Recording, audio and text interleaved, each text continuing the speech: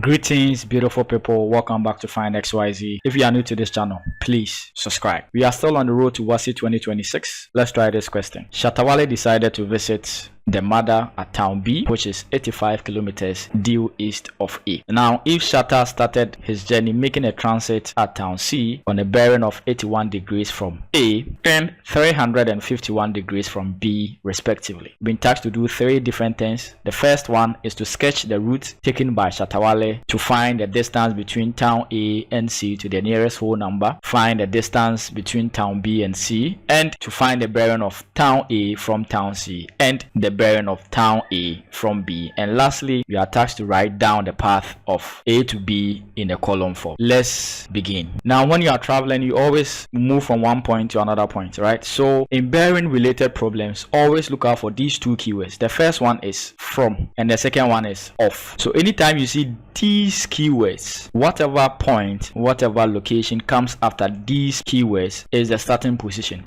Let's look at the first sentence. Shatta Wale decided to visit the mother at town B, which is 85 kilometers due east of A. So off is telling us that Shatta is at where? Town A. Now there's a twist. We have established that Shatta is at A and wants to go to the mother at B. However, Shatta decided to make a transit. He decided to stop somewhere, maybe to see Sarkodie or to see Stoneboy at town C before going to see the mother. So it means that Shatta will not move straight from A to B. He will rather move from A to C and then C to B. That is where the mother is. So we have established that. Take note of these two keywords, that is from and off. Now let's start sketching the routes taken by Shatta Wale. We have established that Shatta will start at A. Anytime you want to locate a point, you just draw the point, locate a point very nicely. Then you draw two lines, one vertical, one horizontal, that passes through this point. So I'll draw my line and I'll draw another one. Now, always label these directions, and you can use never eat spicy waakye. Always in what direction? In a clockwise direction. You realize I'm moving in a clockwise direction. Then, what is this point? This point is town A. After doing that, we know Shatta is going to B. But where is B? B is due east of A. So east of A. Where is the east? So this is the east. So east of A is where B is. So I have to draw the line that passes through the east to where? To B.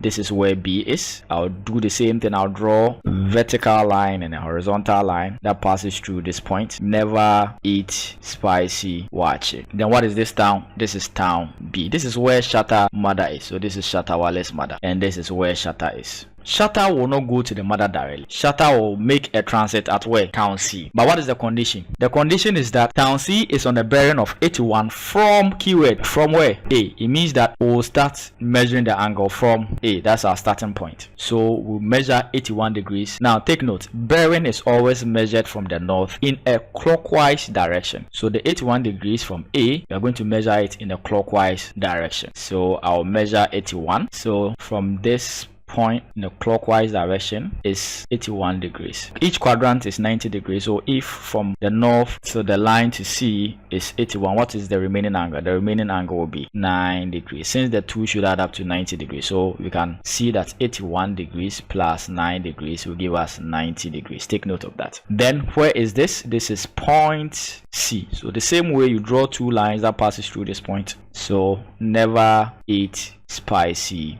waakye. And what is this point? This is point C. So Shatta has moved from this point and has walked on this road, and now Shatta is here. But where is the final destination? Where will Shatta be finally? Shatta will be with the mother. Then 351 from B. So this is B. Bearing is always measured in a clockwise from the north. So if this is the north, I'll move in what direction? Clockwise. So for each quadrant is 90. So I'll move to the east, 90. I'll move another one, 90, making 180. I'll move another one, 90, making 270. Then because I am moving 351, how many degrees should I move to get to 351? I need to move 81. So then I'll connect it to C. So the whole angle is 351 degrees. However, from this point is 81 degrees. Now let's apply the theorems. You realize that this angle alternates with this angle. So it means that this angle is 81 degrees. Then this 9 degrees alternates with this one, which is also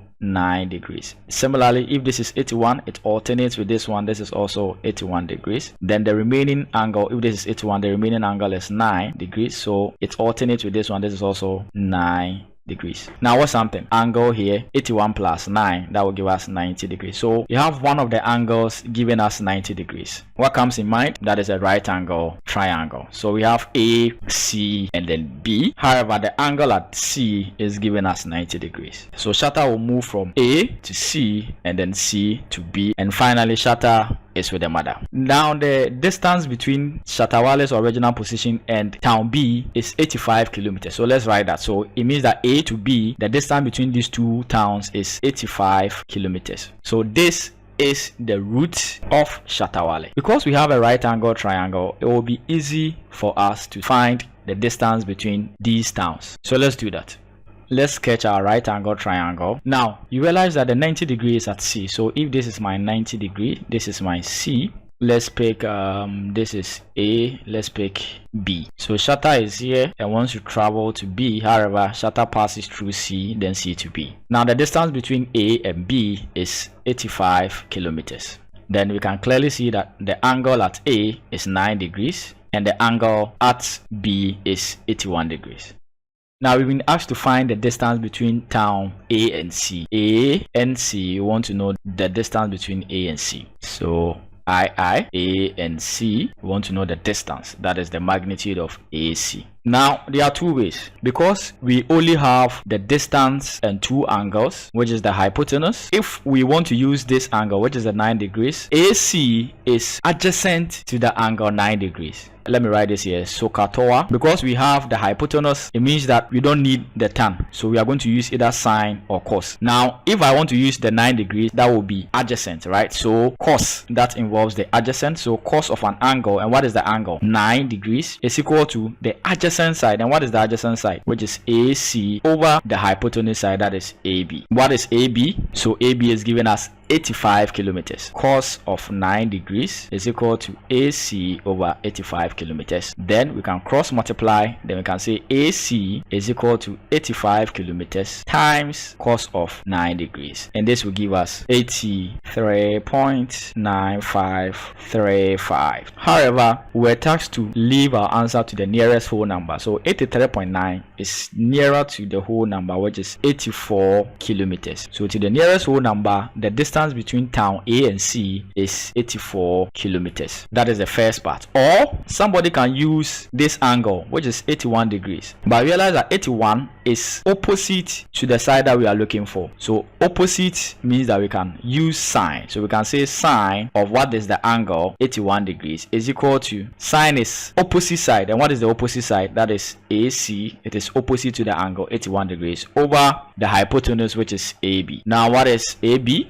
The distance between A and B is 85 kilometers. Then we can cross multiply. So we see the distance between A and C is giving us 85 sine 81. Now watch this. 9 and 81, they are complementary. It means that they add up to 90 degrees. Okay, so if I have sine 81 is the same as cos 9 because they add up to 90 degrees. And whenever you have two angles that are giving you 90 degrees, sine will be equal to cos. That is why if someone is using cos 9 and you are using sine 81, it is the same. Okay, so take note of that. So this simplifies to give us the same as 83.9535, and because we want the nearest whole number, the distance between A and C will be 84 kilometers. So it doesn't matter which of the trig functions that you want to use, you are going to arrive at the same answer. Now the second part is to find the distance between B and C, between B and C. So let's do that. So B and C, which is the magnitude of BC, that is why we are finding. Because we know the hypotenuse and we are looking for either the adjacent side or the opposite side depending on the angle, let's use cos because BC is adjacent to 81 degrees. So if you are using cos, it means that we are going to use the 81 degrees. So cos of 81 degrees is equal to adjacent side. What is the adjacent side? BC over the hypotenuse side, that is AB. Now what is the hypotenuse side? The hypotenuse is 85 kilometers. Then we can